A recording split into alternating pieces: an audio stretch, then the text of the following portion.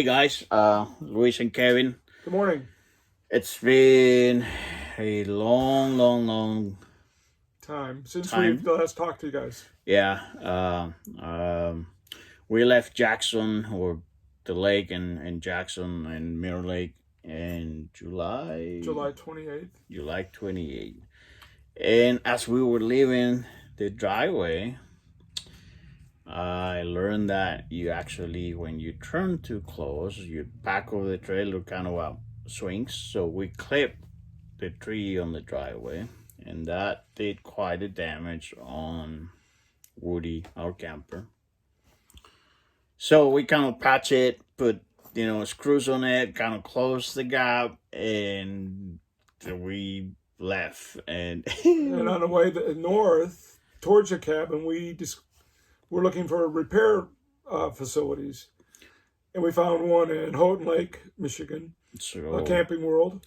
So there, we had to go back and bring the camper like in 3 weeks, and it was gonna take them another 2 weeks to get it fixed. So luckily, we were able to stay at the cabin, the family cabin, west of Cadillac, and we even for Kevin.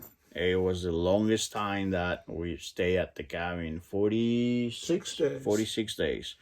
In that time, we got to explore, try to, because we had the camper for a little bit too, so try to work on the kinks and what works and what doesn't works.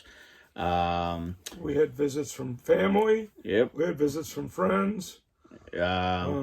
We learned to, resources, right? So be careful with how much water you use when you do the dishes, when you shower. Although we did a really cool outdoor shower, finished the outdoor shower in the cabin. So anyway, we stayed there for 46 days, and pretty much that's what started our journey. Like that was it. We were leaving, and so we crossed the Mackinac Island to go. Mackinac Bridge. That. Yeah. But to go to the cross the Mackinac Island. to go to the Upper Peninsula of Michigan. On September 13th, we left. Yeah, so our first destination was the shores of Lake Superior. It was an old haunt of mine called the Lake Superior State Forest Campgrounds. And unfortunately, even though I wanted to stay there longer, there was no cell phone signal at all. I couldn't work, so we stayed there for like 2 nights, I think, and then luckily we had been chatting with some online friends that we just knew from online in Grand Marais, and they were able to find us a spot right outside of their Airbnb. Our friends Dick and John took really good care of us. Either like shows around, we had dinner, we ate, drank too much, and thank you, we got our Stormy Trooper hats, and these are like a UP. You become a Youper when you get one of these. There you go. Like you're a true Youper. So there's a cool story behind the hats. We'll try to include the link or some story of it on the links below. And then from there, we stayed there for also like about 3 nights, and then we went to Marquette because last year about December that we were there, we met an amazing guy, Ben, that even though it was snow all over the place, he took us, he showed us around, and he kept telling, like, if you come this way, come over, you can stay on my driveway. So we did. An amazing place. Him and Jim show us around like no other people could have done it. We went to the Huron Island Lighthouse on a boat ride. So it was about half an hour boat ride to get to it. It was amazing once that we got there. The views were spectacular. We got to see some glacier cutting through the rocks when the glaciers, I guess, move. And then we also on his family property, they have these really cool caboose, train caboose that they converted into a sauna, and that was really cool. I His sister and her friend were there too, and we were just like getting hot on the sauna and then running Running into and the jumping in lake. the lake. Um, Water was cold, but it was refreshing after being on the sauna there for a while. Then we left Marquette and we went to a town that I cannot pronounce. Houghton and Hancock. Houghton and Hancock. So there we met our friend Gina came over, and of course Ben from Marquette told us about a bunch of places that we needed to either go and see and eat and all of that. So But I had been there as a child, so I knew a few places: Lake of the Clouds, the Keweenaw, Copper Harbor, Brockway Mountain Drive, a bunch of the small things, but there was other places too. But then there we met Ken and Dave, and Ken took a day to take us all the way up to where? Copper Harbor. Copper Harbor, like all day long. And Waterfalls. it's really amazing because we are meeting all these local people, and they really have taken us in, and then they show us around, they tell you the story. It's so neat that instead of us just going and looking at places and then moving along, um, meeting all these local people, they can tell you the stories behind and what happened and what's, places to go eat, see, and all of that. So Ken took us all over, and then later on the week we continue, Gina, Karen, and I, we continue doing our own thing. But then later on the week, he and Dave invited us over for dinner, and their house it's amazing. It was really good dinner. The house used to be the mine captain or manager house. Yeah. So they restored this amazing house, like it was pretty much kind of falling apart. It's back on to its glory. Really good food, really good conversation, and a lot of wine. So a lot of laughs. yeah. So from there we left and we crossed all over to Wisconsin. But on the way, we seen the ski jump. Oh yeah, that's true. We climbed all the way to the top of the ski jump, and Kevin got terrified at the top. Yeah, and it was foggy. It was like you couldn't even see. I had my camera and tripod because I wanted to get this 360 view from the top, and we got there and you couldn't see the bottom. It was just so dense. And then we came down to the base of the ski jump, and by the time we were on the truck, the fog kind of cleared up, and I took off on the drone, and I got some amazing photos and video, and it's in those are in my Instagram. Link is going to be also on the bottom. And then from there we went to our overnight stop was in Wisconsin at the Burrell River State Forest Campground. An amazing campground. It was so small. I mean, so tight to get into, but it had the pine trees that just towered over you for miles. It seemed. And there's a lot of room between you and the next campsite. So you have your own spot of wood or like forest where you can just have your bonfire at night. Unfortunately, we were just there for one night. I wish we had stayed there a little bit longer and enjoyed it, because right behind us there was a creek, and then there was people fishing, and it was beautiful. So, but we had already made plans to meet in Underwood, Minnesota, with our friend Jim and our friends. He lives there, and then our friends from Dallas, Rich and Jesse, drove up to hang out. And we stayed there for a week. Jim has some acreage. We stayed there. We had dinner together, all together, every night. We did a little bit of sightseeing. Got to chop some wood to help Jim for the season. And then from there, we went to see Jake in Mount Minnesota. Minnesota. We did some sightseeing in the city. Mount is outside. We got to do a whole week of CrossFit. We drop in at what's the name of it? Johansson. We have to put the name of it.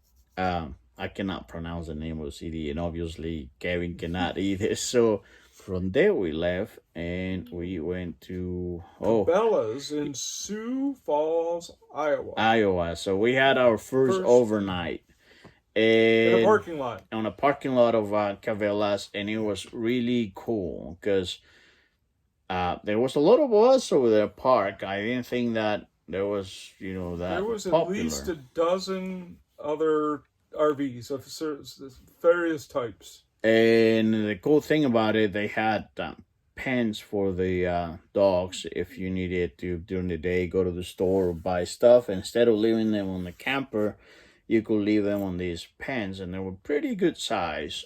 And Kevin says that there was also horse stalls. Yep. So and then the next morning we got up and we drove to Martin, South Dakota.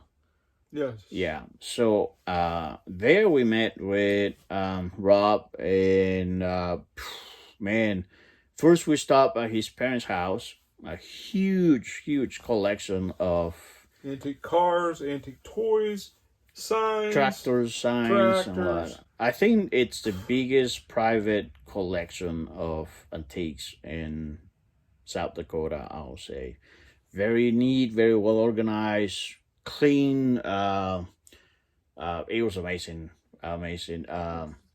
Then from there we drove to Rob met us there at his parents, and then we drove about 2 or 3 hours west to Martin, South Dakota, where he farms. Right now he was just harvesting corn and sunflower, and we got to ride on the Columbine. And it was what? Combine. Combine, not Columbine. Yeah, Combine. And it was really cool. Of course, they not enough room, but we're all packed with their cram in the cabin. Very neat sunsets. They were and the sunrises were unbelievable. We would just park outside of one of the barns, and every morning the sunrises were amazing. We had a blowout, our first blowout, and it was in a China bomb. It was a Goodyear tire, but we had already had a screw back when we were in Cadillac, and I would like to think that it was because of that the tire was compromised. Yeah. So we had to go to Rapid City, which was about 2 hours from Rob's. And so one day we went up there. He came with us. We drove to a section of the Badlands National Park, and it was just unbelievable. It was amazing. And then we went to Mount Rushmore. And he knew every single tourist site, but you still have to look of it, right? So you didn't have to be on the actual welcoming center and the parking lot and pay to go and see it. He took us to viewpoints, so different points where you can just see it, and through tunnels. It was just unbelievable. Lots to see in South Dakota. We had a good time. And then we went to a really neat hot springs. Oh, yes. Moccasin Springs. Hot springs. Spa, and it was just unbelievable. It was the best way to end our time in South Dakota. Monday we took off, and in Sioux City we did our first boondocking at the National Car rental place over there by the airport. It was a Sioux City Gateway, it's called, on the boondocking site. Yep. So we met Larry met us there. Yep, and very grateful with them. There was a short notice request. Oh, sorry about that. Short notice request. Very good for the dogs too, because they had been pretty much in the camper all previous week, and it was a fenced location. We were, of course, the only ones there. The dogs were able to run. They came and met us, make sure that we were okay. We wish them good luck on the trip to Utah in November as they getting ready to take off. And then we came to farm of Tori and Corey, Anderson, Missouri. That's true. So we're in Missouri. And so we've been here for a week now. On the way here. So today is our last day in the RV, unfortunately. It's let me see if I can show you guys. We're packing. It's empty. It's our last day in Woody 1 because on the way to here we stopped in Kansas City and something happened. We have been looking to were just stopping to buy a map of the states where you can just like put stickers of what you've been at. I go to the restroom, and by the time I come out, he's already talking to a salesperson. We've been talking about bigger space because we want to do this, longer and do it for the long run. And me working from home, and that used to be not that specifically, but that was the space where my office was, at a table. The table's not there anymore, but the table was just right in front of the kitchen and the bathroom, and then the dogs were back there. And it was just not working for us. Not working. No, so I get yelled a lot by Kevin, but so anyway, so today it's about 7 o'clock in the morning. We're about to take off and swap campers. So we bought a fuel 352 fifth wheel toy hauler, where the garage is gonna be actually our office. There's gonna be some modifications that we're gonna have to do. That's gonna give us extra space. Very kind of like apart from the rest of the living space. Bigger living quarters. The dogs will have their own space. I'll have my office. We'll have a deck, and we're gonna have a guest bed. So now we can, if any of you want to come and join us for a week or two, you'll have a place to stay with the dogs. I don't promise you that they're not going to try to jump. Maybe we can raise your bed so they cannot reach, but both of them are good cuddlers. So other than that, from here we're going to go into the Ozarks. Stay there for a week or so, and then we go to Tahlequah to see other friends, Linda and Brent, and then from there we're gonna go to Oklahoma City, and then south to Texas. We still don't know if we're gonna take 40 or we're gonna drop down to 35 and then 10, but the plan is to make it to El Paso middle of December, and then cross the border into Mexico and spend Christmas at my mom's. We'll see. Those are the plans, but so far so good. Sorry for the delay. That delay. It's been crazy. Trying to keep up with photography, with sightseeing. Mostly that sightseeing. It's hard because it's I have to work, and then at the end I have to go and see it, and then sun is setting and there's not much light left anymore. And then on the weekend we normally move, so we're gonna try to stay longer at places so we get to see more of it. All right. Saludos.